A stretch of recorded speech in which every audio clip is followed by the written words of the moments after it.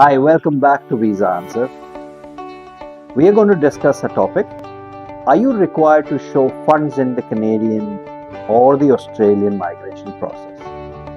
So yes, you are required to show funds in the Canadian process, and in some instance we have also seen that if you are going with the state sponsorship, some of the states want you to be financially independent. Now, apart from the law, apart from the requirement, let me take it as a generic requirement of like what is needed. Yes, you will be required to show some funds. That's the mandate. But how much money? Would you require money which we are shifting to a new city or a new country? Yes, of course you will be. So when you're deciding this, let me start from the very beginning. You would require money to go settle in a new country, and that's an obvious thing. And how much money would you require? That actually depends upon your lifestyle, right? When you're moving, and this is where an experienced, or I would say I've done it myself. I've done it twice. I've done it for Canada. I've lived in Canada for 10 years. I've been more than about 13, 14 years I've been living in Australia. So I've done it twice and I know, and this is little concerning. How? Wherever you're living at the moment. And I want you to pay attention to this. Wherever, whichever country you're living in, you have spoons, you have fork and knife, you have bedding, you have blankets. There are so many things apart from the big things which we talk about, as in your car, your house or any other thing. There are small things which cost you more, right? And when you move into a new country, you'll probably have to dispose of what you have and buy or start from the scratch.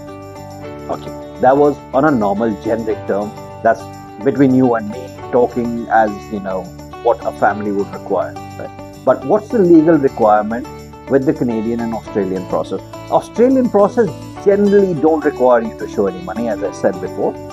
The Canadian does, and there is a mandate of showing. It's called proof of funds. Now that on the screen, if you see now, is governed by the number of family members you have, right? So if you see on the screen, you see if you are alone, let's say you're a bachelor by yourself, so you're talking about 14,000 some odd, dollars. And if you're with your spouse, you're talking about 16,400. And then if you have a dependent child, let's say you're 3 people, that's 20,000 and odd some change, and it keeps increasing, right? But let me also talk about the Australian process now.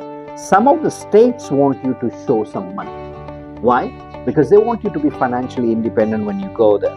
And keep in mind, why do they want you to show money? Not that they want you to carry that money because they will take it away or, they eye on your money or not. It's not the process.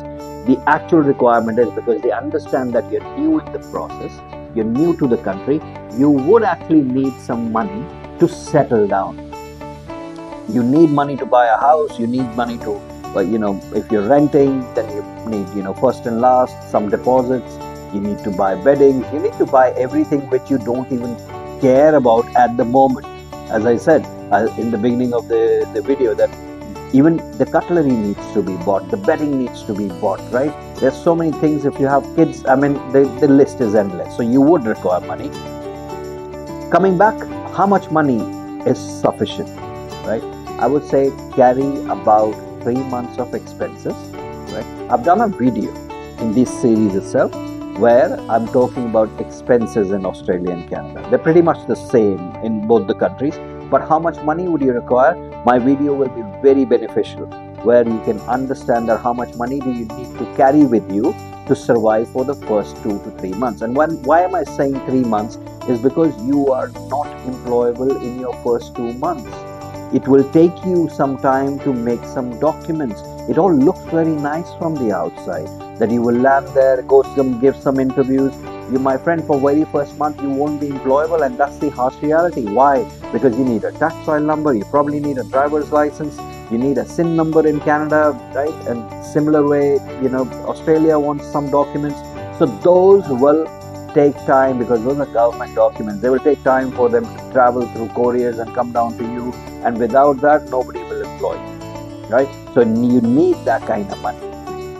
Apart from this, People who are applying for business visas, of course, you are in a mandate of showing or investing a minimum amount of money. If you are a student, then of course you need to deposit some money in the Canadian system where you're given your living cost per month. And the same way in Australia, you need to show some funds. So that kind of wraps up with how much money or are you required to show money while migrating on 3 different visas: skill migration, student or business visas. We've got about 200 plus topics like this covered in this YouTube channel, Visa Answer. Do follow us, like us, and leave us a comment if you missed any topic. You can also go on my website, register for free, and that has more than 200 questions and about 53 questions like these answered there. You can also do an assessment for yourself and see if you qualify for Canada or Australia. And then from there, we've taken a full course of questions what people like yourself or any new migrants would like to know and learn. So keep following us, keep watching for new contents. Happy learning.